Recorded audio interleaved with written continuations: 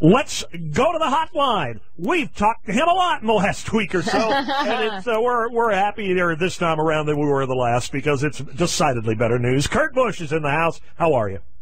Good evening, guys. How are you? We are fantastic. Congratulations on the good news. Always nice to get this stuff buttoned up and decided before the holidays, I guess, huh? It's fantastic. A great Christmas gift for myself and family, as well as everybody at Finch and Phoenix Racing. You know, all those crew guys down there, they're doing jumping jacks, talked to them all on the phone. And, you know, what's great is Finch told them all, hey, we're all excited, go home early today, and don't need to see you until after the new year.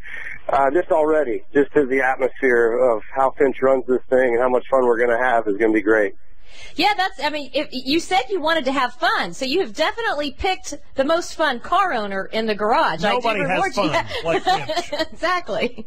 Yeah, he's notorious for putting on a good time, and I told him, I said, our first top 10 finish, we're going to hang out, we're going to load our car up, and we're going to sit on the back cooler and wait for NASCAR to kick us out of the garage area having a couple beers. That sounds like a Finch plan. Yeah. We were eyeballing Twitter in the last hour and saw you tweeting that James Finch, quote, made me an offer I couldn't refuse. What was so appealing that set his offer above the rest? Well, it's just the way Finch runs his show. I mean, it's so cool to have this old school feel right off the bat with him. And the way that all the talks have been going with other owners and the different contract type items here and there, I shook James's hand. I said, let's do this. I said, where are we going to sign on the dotted line? He goes, you just did.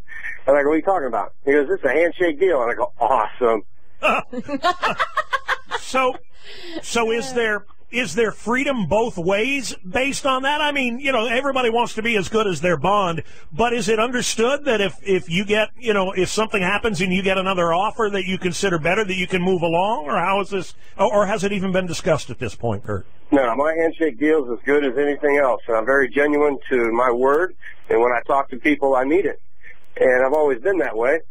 And the way that I've done my deals in the past, you know, you get all these lawyers involved, all these agents, and all the big fine print. And with James, you know, I told him, I said, hey, you know, what happens if somebody doesn't make the chase, and then, you know, that guy gets booted, and in the last 10 races they want to move towards 2013.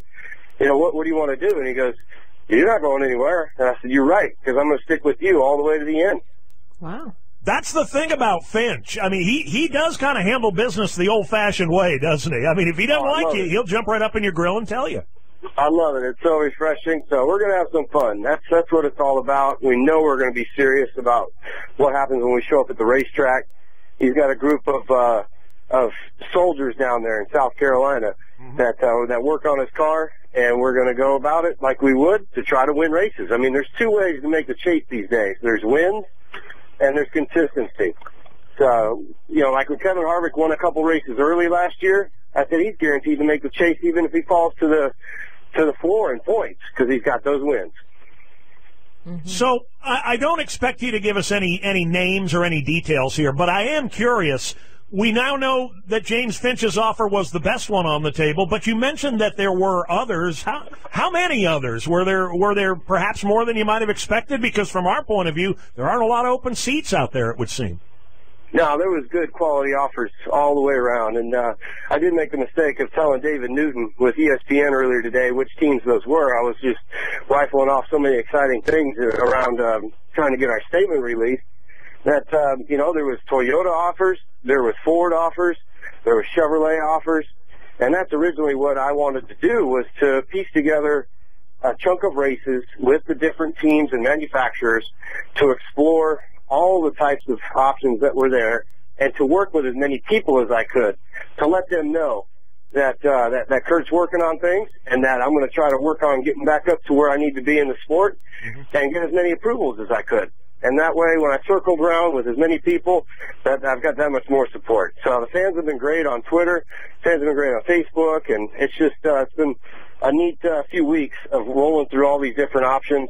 And now with the Christmas break, it's going to be great to enjoy these 10 days and then head on down to South Carolina, hit the race shop, and be at Daytona.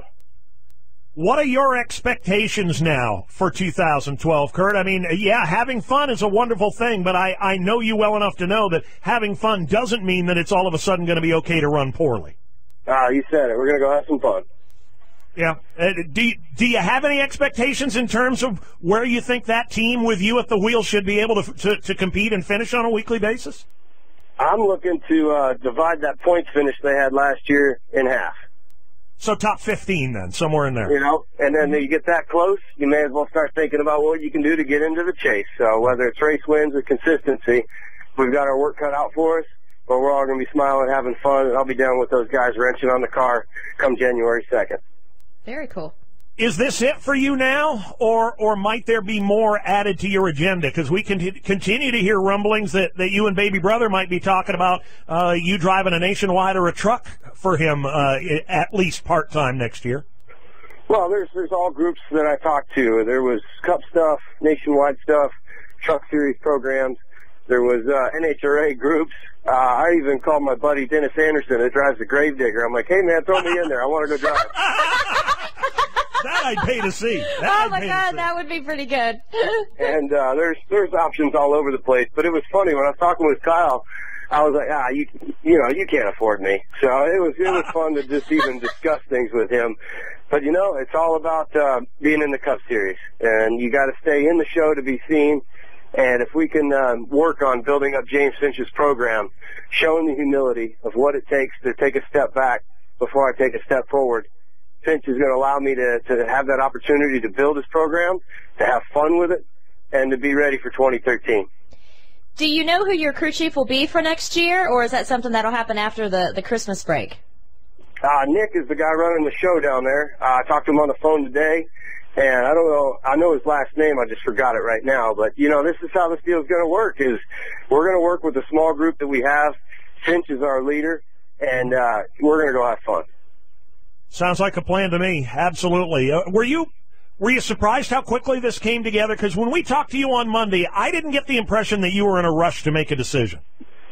No, and I still wasn't rushed into anything. There was a great evaluation all the way around with my group of people, with family, just listening to the way that the other teams were communicating to us on what was real, what was going to have this amount of work done. Just being on the same page with everybody. So I felt like it was important to get settled in, and if we're going to go to Daytona with our guns loaded, we need to be ready and be ready testing for that January 12th test. Well, I'm glad it's done, and I can hear that you're glad it's done as well.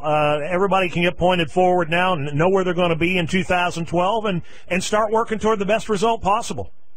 That's right, and that's what we want to do over at Phoenix Racing, is to have the fun, get the equipment from Hendrick, build on different projects here and there and everywhere. Great talking to you as always. Congratulations on the new deal, and we appreciate you stopping by. Thanks, guys. Thanks for having me on. Always a pleasure. Kurt Busch, new driver of the number 51 Phoenix Racing Chevrolet for the full NASCAR Sprint Cup Series season in 2012.